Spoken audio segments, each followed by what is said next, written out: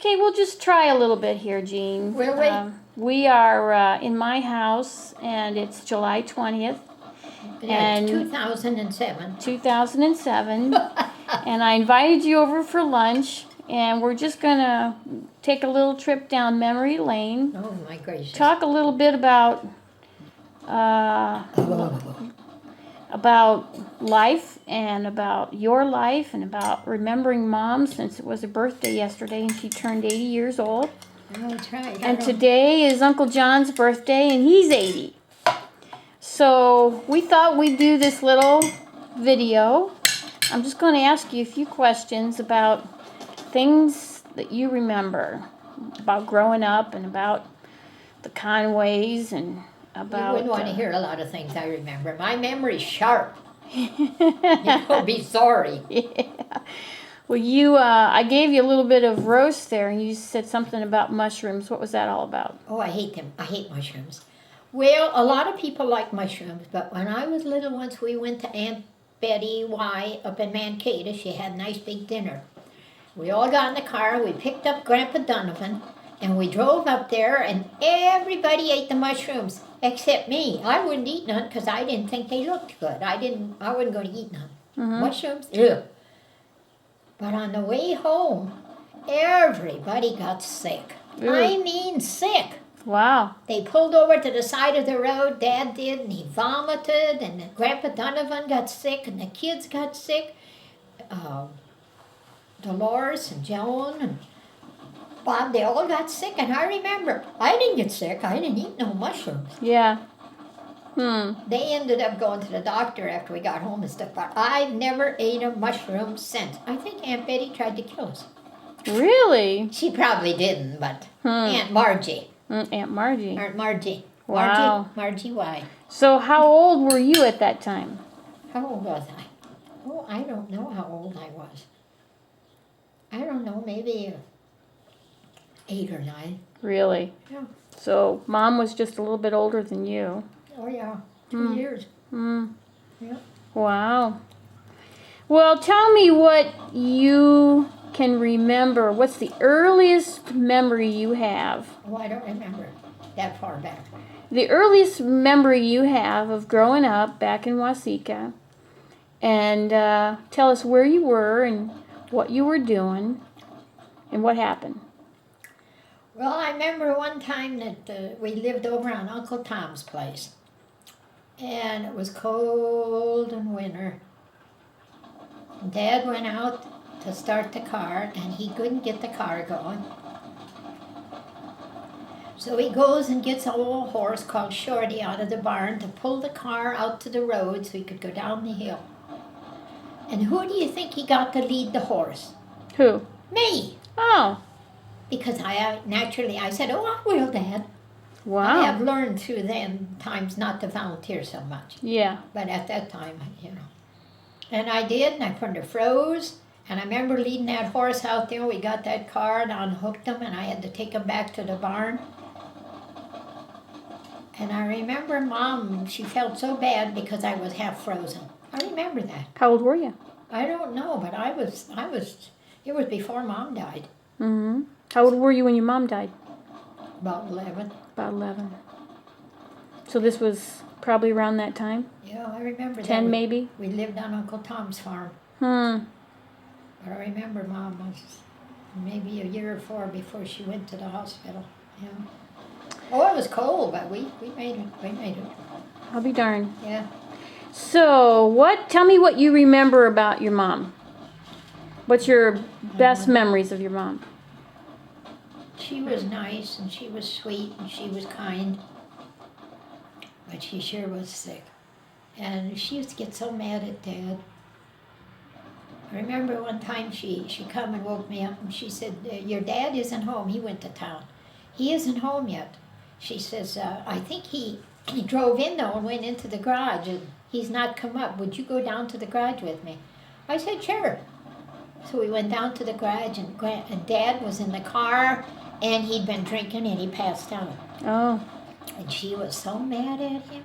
She made him get out of that car, and he got out, and he fell down a couple times, and she called him a jellyfish. That's the first time I ever heard my mother call my dad something. She called him a jellyfish.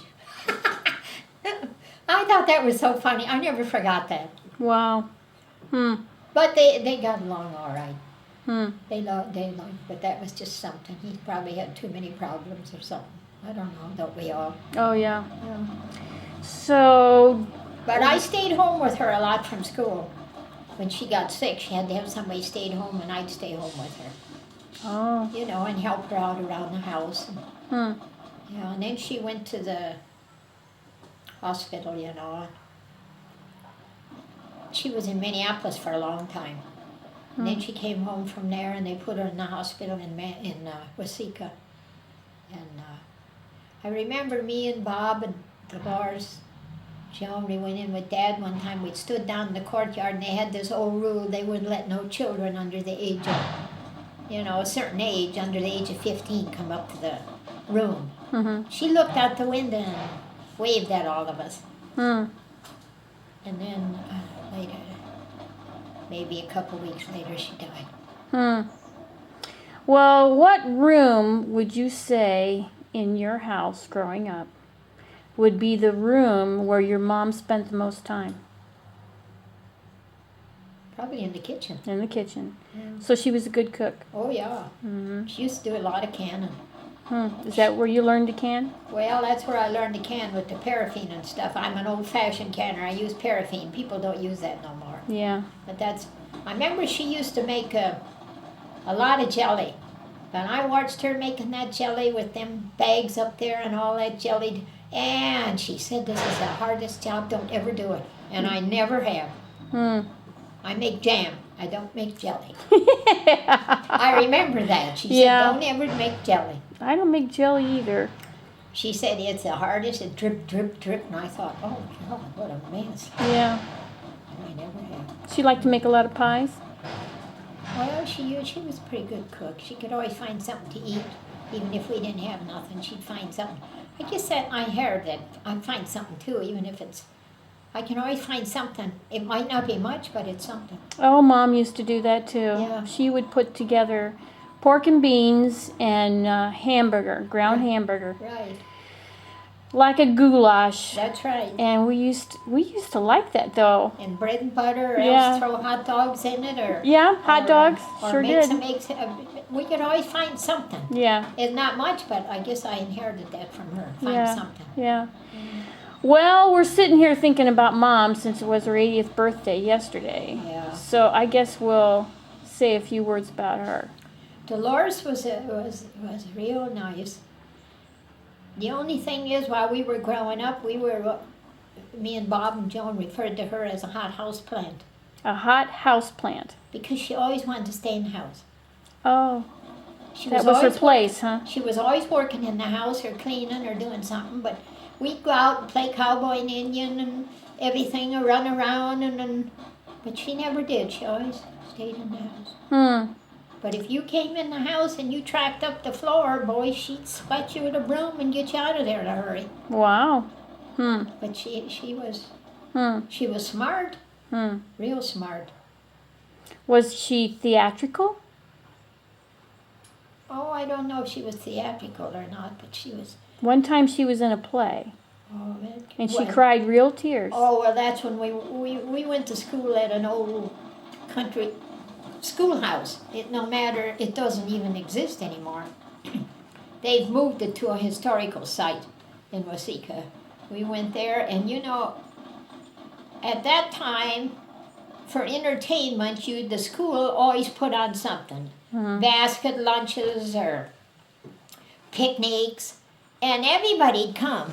Grandma and grandpa and cousins and uncles and neighbors, everybody'd come. They'd drive horses or come in a buggy. They'd get there one way or the other.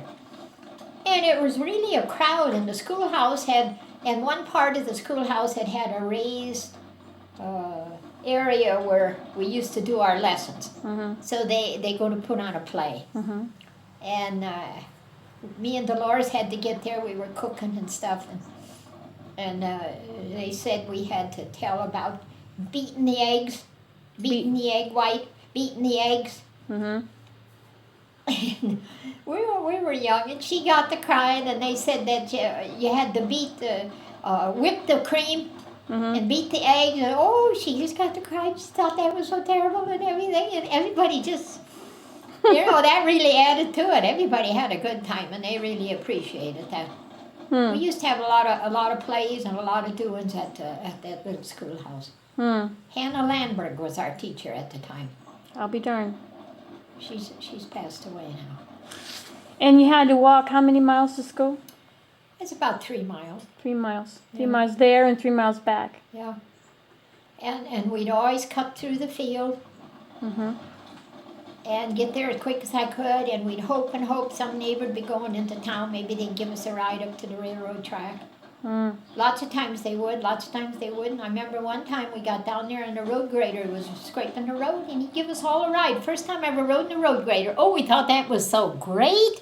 Being little, we really enjoyed that. Yeah, but it was in the schoolhouse.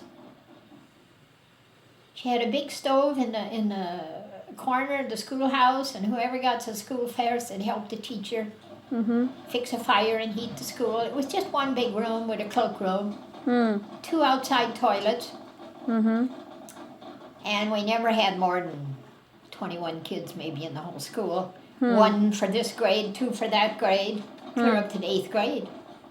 Wow. But we learned a lot, and we'd listen to the other kids, and we got along all right. And the teacher would always say, she'd put a pan of water on the top of the stove, and it would slowly heat up. And she had all of us, she wanted us to have something hot to eat for lunch. So she said, I want you to all bring something in a jar. So somebody brings spaghetti, somebody brings vegetable soup. And anyway, she'd put it in that pan of water. And then at dinner time, it was always warm, and we had something hot to drink. Okay. That was nice. Then we had to walk home. And we'd walk home, and some of us would walk on the road, and some of us would cut through the field so we could get there soon. But most all of us went to school. We didn't goof off. Well, now, there might be quite a few grandkids in the future watching this video. Oh, that's too bad. And we would They'll say, like them to... They'd say, who's that old woman? Yeah. And we would like to have them think about what their values are. They won't. And what their beliefs are. And it seems like nowadays a lot of families have lost their sense. Yeah, but have lost a lot of their beliefs. That families used to have years ago. There was a lot more value of the family. That's right. And there were larger families and more people in the family that kind of lived around one another. And this day and age, you don't see that as much. So for those grandchildren, or even some of my brothers and sisters who might be watching this tape, I guess what we'd like to know is, what do you think are some of the values that you grew up with that you don't see being used as much as you would like to see them be used? Well, I don't know, but I think that the teenagers, especially the teenagers, I said I can get along with kids up to age 12. From 12 to 17, I think they're all mixed up. Crazy. Well, I didn't say crazy, but they're sure mixed up. Yeah. They want you to entertain them. They come to your house, they want you to entertain them. They can't go out and jump rope or go out and build a tree house or go out and play something. You got to entertain them. You got to take them to the mall. You got to take them here. You got to take them there. And you spend more time running around with them. They can't stay home and they don't get together with a group and go play baseball in the vacant lot. They always got to have somebody entertaining them. And they don't know. I think if you take a certain group of teenagers and put them out in the middle of the wilderness, half of them would die. Yeah. They don't know how to survive. Mm-hmm. Now they'll look at this and they'll say, "Oh, she don't know what she's talking about." They don't know how to survive. They don't know. The first thing the women and girls would cry for, "Oh, what am I going to do for a shower?" The men would say, "Oh, well, I don't know. Well, what are we going to do?" Mm-hmm. And first thing you have to do is worry about a shelter, and then you got to worry about food Right. and water. And I said,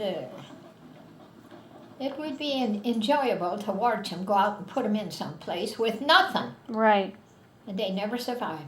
Never survive. Maybe you'd get 1 out of 10 that would do it. The rest of them couldn't do it. Well, we're going to take a little break now. Good. I'll let you finish your lunch, and then we'll come back. Okay, we're back All right. on now, and again, we're talking with our famous Aunt Jean here, and we were talking a little bit about growing up in Waseca, and she talked about Grandma Conway, Yeah. my grandma, your mom, Rita, and we talked about Dolores. Yes. And today is Uncle John's birthday, and he's 80. Yeah. So what should we mention about him? Oh, I don't know what we should mention about him. He was kind of sarcastic little kid when he was little. Ooh. I mean, when he was growing up, he got a little... Well, he knew he was the youngest son of Grandpa. Mm-hmm. And so when Mom died, we had to move over across from Grandpa. Ah, So then he could kind of lord it over us. I see. Because we had no mother, and Dad was... You know, people don't believe it, but Dad worked for his own father. He only got $10 a week. Wow. And all the milk that the cows that we wanted. But then Grandpa, call it a spade, Grandpa cut down on that. And I remember Grandma used to bake bread all the time. Oh, she was a good baker, Grandma was. And she'd bake homemade bread, and then she'd bring us over a loaf. We lived across the road from him.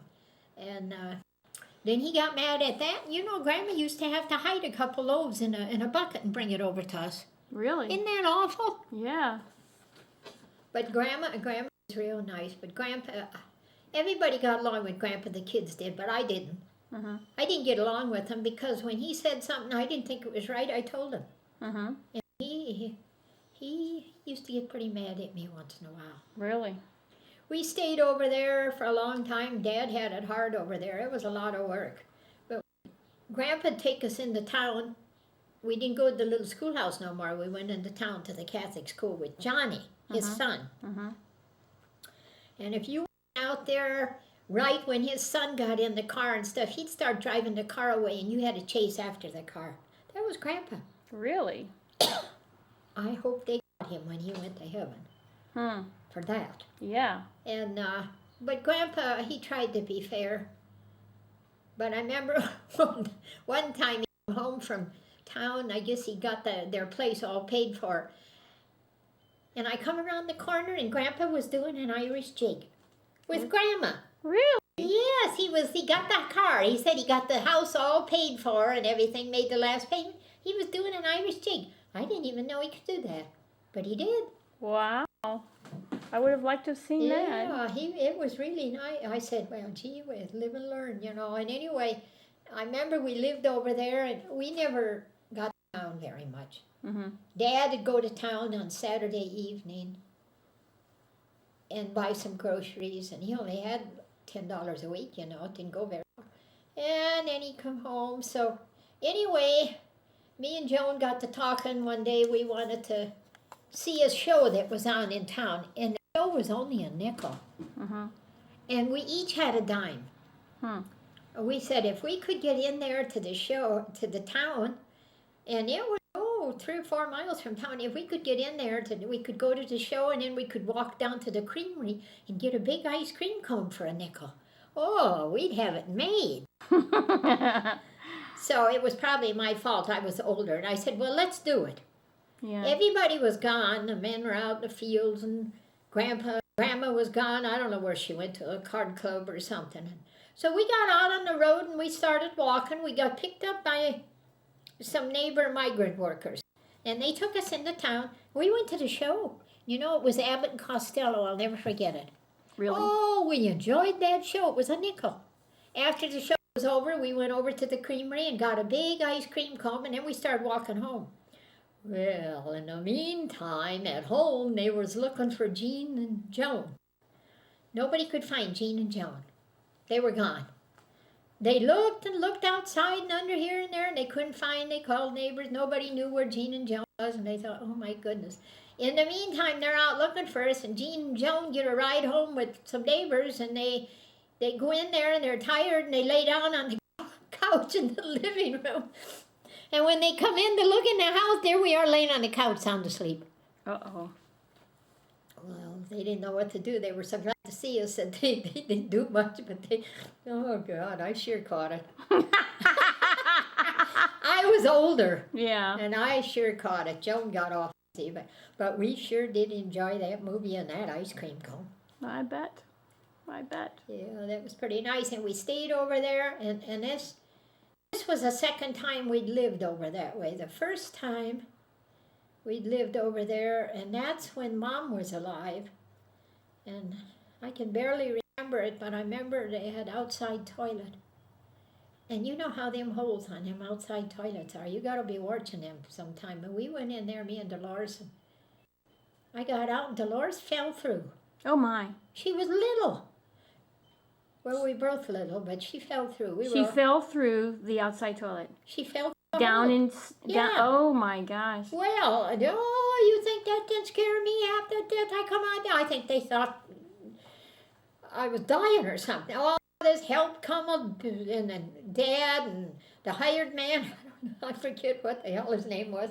Anyway, they climbed down, they got Dolores, and they got her out, and they took her down to the horse watering trough. Mm-hmm. And they put her in there and cleaned her all up and everything, and the women was carrying on, but it didn't hurt her. Oh my gosh. She was all right, but I remember, oh my God, she's going to die, you know, but she didn't. She didn't die. Oh my gosh. But that was where people helped each other, and there was people right away around there that helped, and Right. it wasn't that everybody stood off and watched and said, somebody do something, and nobody did nothing. Right. She got along all right. She swears to this day that it wasn't so, but it was so, I remember. Mm-hmm. She said, oh, no, oh, yes. Hmm. But we was pretty good over there, but Johnny used to he'd lord it over us once in a while, you know. That was his dad's place, and that was this. As he got older, he got better. But at that time, I remember he came over there, and he was mad at us about something, you know, and he's mad at me, and he's mad at everybody, and he went down, and his brother, which was my father, Yeah. he said something, and he said, you leave them kids alone or something, and he come up to the house, he going to get the horse.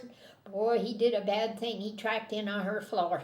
And boy, she took that broom and she chased him clear out of the yard. That was Johnny. I'll bet you he denies it, but I'll bet you he remembers it too. But we had a good time. Mm-hmm. We, Worked hard. yeah. Mom used to say, Oh, yeah. hard work never hurt nobody. No, but it almost killed us. But we used to have to go out and help them when they shocked wheat. Mm-hmm. They used to shock it. We'd have to pack a lunch, you know, and take it out to them and bring them cold water. And it was hard. Wow. It was really, and we all had to pitch in together. Shock wheat. That's how the Amish do it now. You get it up in binders and through, and you shock it up into a little, we used to say in a little house, you put 5 or 6 of them together, and then when it's all done, then you go around with now they have combines that go through and cut it off. Right. They don't do that anymore. I saw that the other day out on an Amish field. Yeah, where they It were wasn't a rolled kind of No. Technique. It looked like... looked like little tents. Yeah. Little shocks. Yeah. You put 6 of them together. Right. Yeah. Hmm. I know we had one man that helped us there, and it was so hot that day. Oh, it was hot. And they had warned about working there and stuff like that. And anyway, when we lived in this house, and it had 2 partition basement, and in that basement was concrete floor, and it was so nice and cool down there. And we got together, Dolores and me and Bob and John. We said, why don't we fix Dad something to eat and put it down here and make him come down here and eat? So we did. We put a cot down there and a chair and a table. And when he come in to eat, why, we had him come down there. And boy, was he surprised. Nice and cool. Even the hired man came down there. Hmm. And they rested there afterwards. He got to lay down for a little while. And yeah, I remember that. We thought we were so smart, you know. He thought we were so good.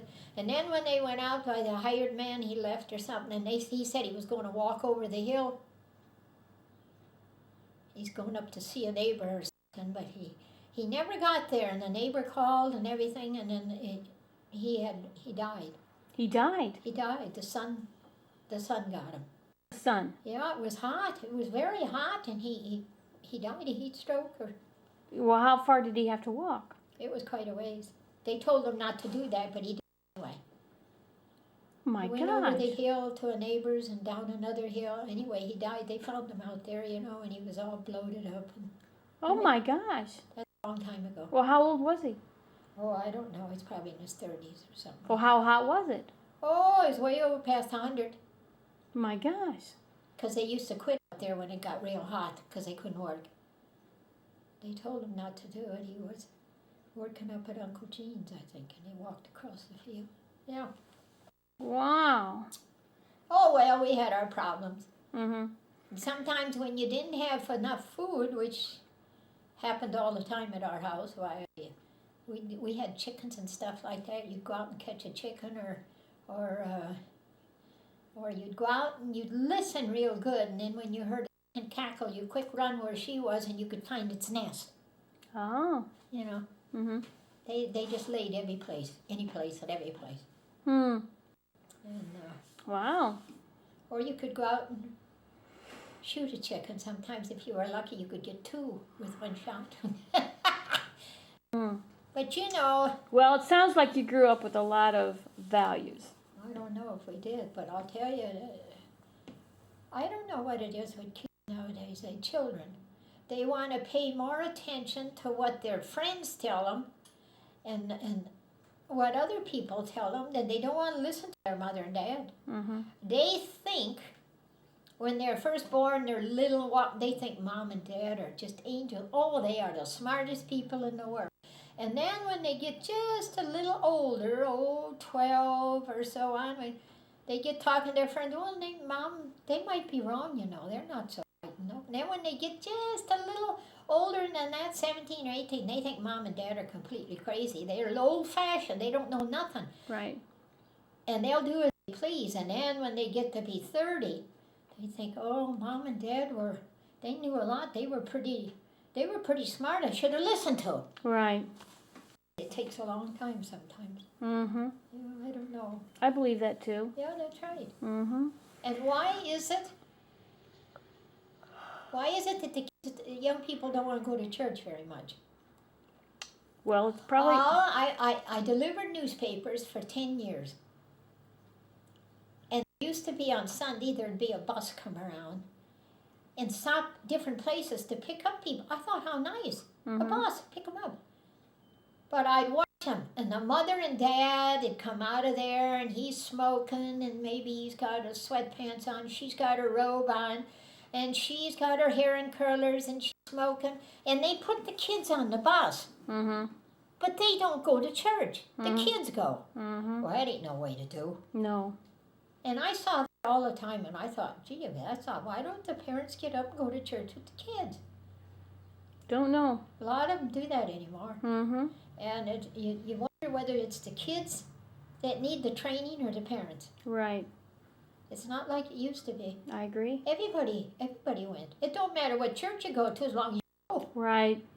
I'm a Catholic, but that don't mean everybody has to be Catholic. No. I got lots of friends, and Protestants, Baptists, everything. But as long as you go to church, it's the same God. Right. But they wake up in the morning, oh, I had a long time last night. I never got to bed till 1. I can't go. Parents say, well, all right, they don't have to go. Oh, I can't do this. I can't do that. They have breakfast, and they don't go to church. Why? So I go to church, and the priest has a sermon, and where are all the young people? I don't know. Mm-hmm. Well, let's see, who we've talked about Johnny, and we've talked about Mom, and we didn't talk too much about Joan. Joan was, she was all right, but Joan was all right. She's the baby. Mm-hmm, the baby. But I left Minnesota when I was my mother died when I was 11. And when I was 12, my grandfather, I liked my grandfather. He was strict, but we didn't get along too good. My grandfather decided that she ought to live someplace else. Mm. So he took me in and made arrangements for me to live with his family on the other side of town. They had 2 little kids, and I could help with them kids and help the woman and her husband. And I could walk down 1/4 of a mile and catch a ride in with this other guy taking his kids into school. Mm-hmm. And the same way when I'd come home. Well, I did that, and I never liked going to school, but I liked going to school after that. I used to go in there, and I thought that was nice going to school. I didn't like it staying out there and working like that, but Grandpa liked that, You know me, I'm part detective. Mm-hmm. And I found out that's after my dad left. Uh-huh. And I found out, do you want to cut that off or not? The telephone, would you believe it? The telephone rang. Telephone ring. Yeah. Hang on a second. Hang on. Hello? Hello? Hello? Nobody there. Okay, let's go back. And my grandfather took me out there, and my grandmother was my godmother. She didn't want to do this, but he was the ruling person, and he said, she argues with me too much. I did, I argued. I told him when he was wrong, and which I probably shouldn't have done. But anyway, I stayed out there, and I went to school, and I found out where my father had left us all. My mother died, and he just went bonkers, and he left a couple of us with my aunt up in Jordan, and he left me with my other aunt in Mankato, and he left my brother with my grandfather and grandmother because he could work and stuff. But our aunts didn't like us up there, and they brought us all back to Grandpa and Grandma. Wasn't that nice of them? Mm-hmm. And we were all there, and it was really, you stop and think about it now, it was really too much for Grandpa and Grandma. Yeah. And Dad never come, we never heard from him, so I found out where he was living because I'm part detective. And I got a hold of him. And I told an aunt we had, a great aunt, well, she was really a friend about it. Anyway, she called him up. Mm-hmm. And I don't know how she ever done. She was more detective than I was. And she told him that your daughter is living out there working for a living and going to school, and you ought to be ashamed of yourself. Rita'd turn over in her grave if she could get a hold of you, and she was dead. So anyway, my father came home to Minnesota to see what was going on. And when he come in the home in Minnesota, of course, he was picked up for abandoning his daughter. Well, anyway, that's another story. But anyway, when he decided to leave again, he decided to take the troublemaker, which was me, back with him. But Bob wanted to go back with him too, and he could have took Bob. He could have took him. He said, no, you got to stay here with Grandpa and Grandma. So he left Bob and Dolores and Joan there. And then he took me, and I came to live with him. That's how I came to Ohio. We went to Wisconsin and put her starved to death, I'll tell you. And I had to put myself in school. He never came to school. I mean, I had to find a school and go to school. And then we went to Kentucky, and I had to do the same down there. And then we transferred back up to Wisconsin, and then finally to Ohio. And he never... Wow, that's quite a story. Yeah. Well, my little light is coming on. That means halt. That means we gotta say goodbye. Yeah. Well, anyway, we had a good life. Yeah. We got along all right. Everything's fine. And let's see. Any final words? If you, what would you like to have said on your gravestone someday? Hang in there. Here lies Jean, The troublemaker. the troublemaker, who led a good life. Yeah, there you go. Try hard and keep trying. There you go. Hang in there. Hang in there. All right. Bye. Bye.